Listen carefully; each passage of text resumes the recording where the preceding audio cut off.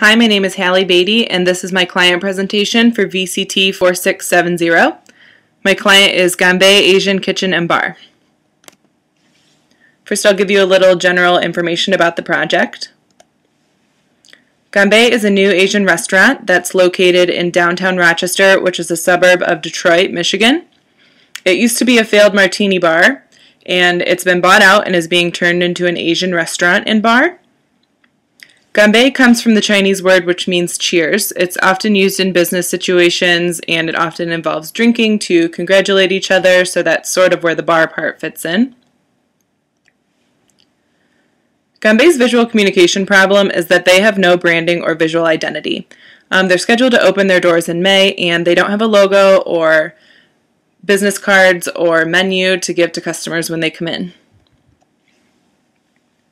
The goals and objectives of this project are to develop a strong and flexible brand and a visual identity for Ganbei, to portray Ganbei accurately, to match the upscale area that it will be located in, to incorporate the story of Ganbei that I mentioned before into the physical pieces, and to finish this project by the day that they open so that it's ready to give to customers.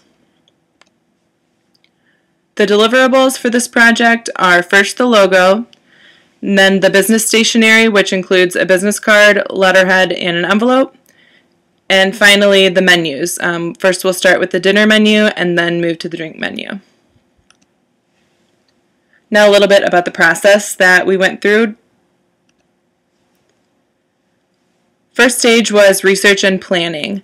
I met with my client, whose name is Maher Fike, and sort of wanted to get his vision for what he was looking for. I researched some similar restaurants that had similar atmospheres or offered similar food.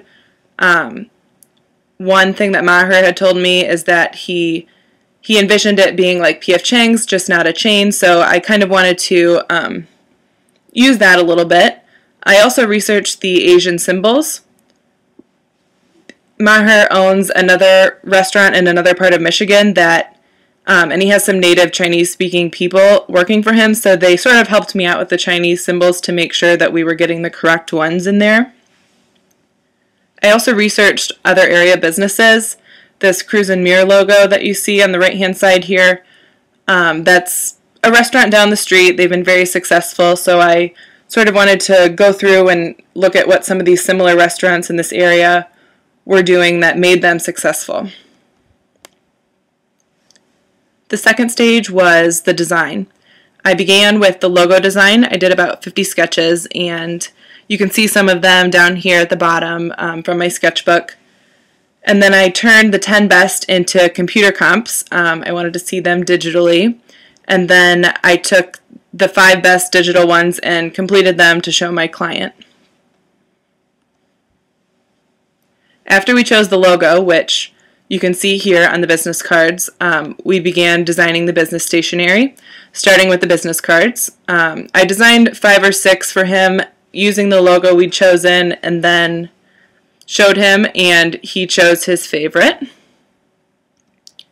You can see this, this choice here, and then I used that to design the rest of the stationery, the letterhead, and the envelope. After the stationery was chosen, I started to work on the menu design. The dinner menu was the first priority because it's much larger, and the drink menu is basically just a smaller version, or it's included in the dinner menu anyways. And this design included not only the interior menu with the items and the appetizers and entrees, but also the cover material and the logo, because we wanted to have it like a booklet that you would see in an upscale restaurant. Here is the design that we chose for the menu. You can see in the bottom right hand corner here, that's what the front will look like. It will be a leather bound menu with foil stamped logo on the front. And then the inside here. Lastly, we chose the color palette and the fonts. The color palette, we chose a red, gold, and black, kind of traditional Asian cuisine. And then for the header and the content text, we used sans serif fonts that were a little more modern. The last stage of the project was implementation. Currently, the designs are about 95% complete, and I say this because the menu is sort of still in flux just because they're still tasting food and deciding what they want to add in and take out, so we're kind of constantly changing those little things, but the overall design is complete. There are no physical products yet. It's all digital, what I just showed you.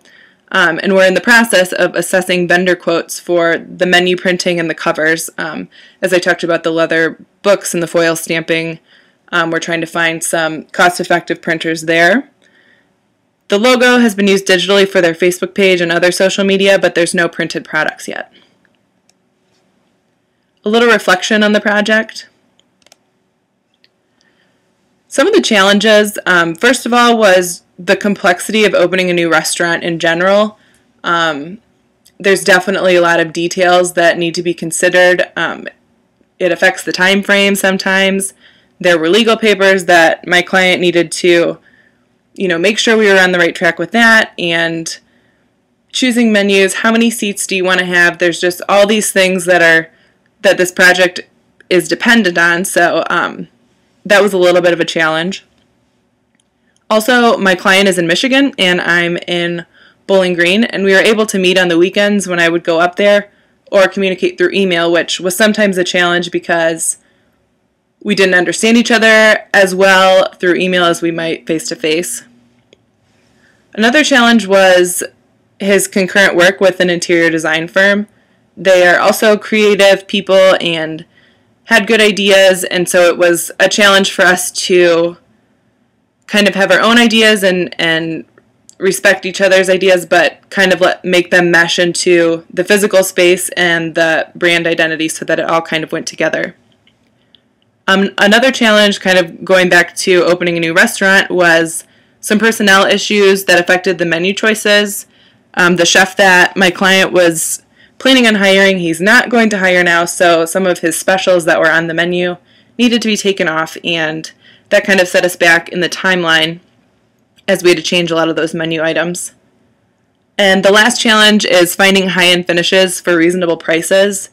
We're kind of in a you get what you pay for situation where we'll have to invest more to have the nicer looking leather menus, but I'm really excited to see what it will look like in the end. And finally, some accomplishments.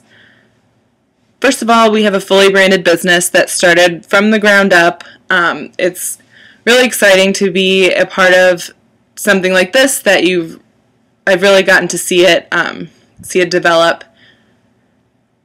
Overall, the evaluation process was favorable and positive. It was nice to see kind of a different perspective on the project because I had been so close to it this whole semester, and to get other people's opinion was definitely a good learning experience.